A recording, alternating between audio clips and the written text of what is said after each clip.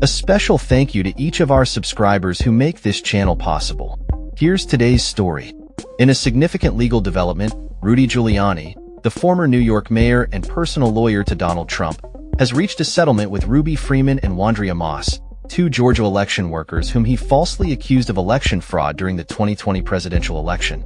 The settlement, announced on Thursday, allows Giuliani to keep his residences, including his Palm Beach condominium and an apartment on Manhattan's Upper East Side, while also agreeing to refrain from making any further defamatory statements about the plaintiffs. The agreement comes as a relief for Giuliani, who was facing a non-jury civil trial that was scheduled to begin on the same day. The trial was set to determine whether Giuliani would have to relinquish his real estate holdings to Freeman and Moss, who had previously won a staggering $148 million defamation judgment against him.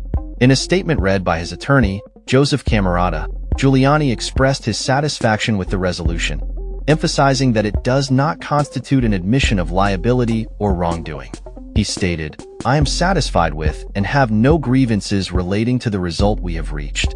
The plaintiffs, Freeman and Moss, echoed similar sentiments, stating, "We can now move forward with our lives." They also revealed that they had received compensation as part of the settlement, although the exact amount remains undisclosed. The defamation case stemmed from Giuliani's repeated false claims alleging that Freeman and Moss were involved in corrupt activities during the 2020 election, which led to severe harassment and threats against them. The women described their experiences over the past 4 years as a living nightmare, stating that they fought tirelessly to clear their names and restore their reputations. The settlement effectively cancels the trial that was poised to explore the fate of Giuliani's assets, including his valuable World Series rings, which he had previously received as a gesture from the late Yankees owner, George Steinbrenner. Giuliani's son, Andrew, expressed relief following the settlement, declaring, "Today is a good day."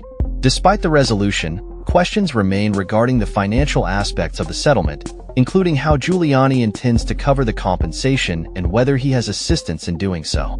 Prior to the settlement, Giuliani had begun liquidating some of his assets, including his Manhattan apartment valued at around $5 million and various luxury items. His total assets are estimated to be around $10 million. Giuliani's legal troubles have been compounded by his recent bankruptcy filing, which paused collection efforts against him. The former mayor, once celebrated for his leadership post, 9/11, has faced increasing scrutiny and challenges since his role in Trump's legal battles following the 2020 election. As part of the settlement, both parties have agreed to refrain from making any defamatory remarks about one another in the future. Giuliani concluded his statement by acknowledging the toll that the litigation has taken on all involved, stating, "No one deserves to be subjected to threats, harassment, or intimidation."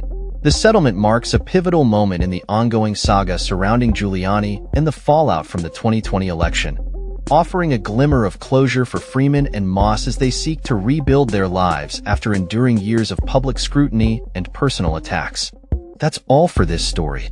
We upload videos every day covering many different subjects, so hit that subscribe button to stay informed. Thanks for watching.